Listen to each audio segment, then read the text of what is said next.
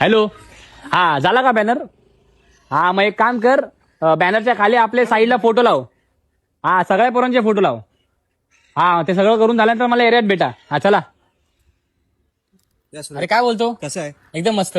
बाबासाहेबांचे बॅनर लावतोय? अरे हो, मग आपली जयंती आली ना. क्या बात आहे. मग पण रे तुला असं वाटत नाही का त्या बॅनरवरती आपले फोटो नाही आले पाहिजे? का रे? बघ, डॉक्टर बाबासाहेब हे कुठले नेते नाहीये, हे भारतीय घटनेचे शिल्पकार आणि आपले घटनाकार आहेत.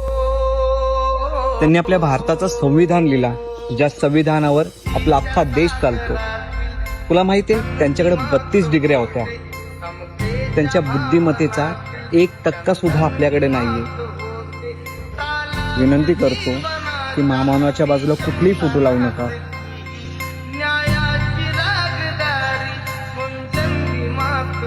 भाऊ, तू अगदी बरोबर बोललास.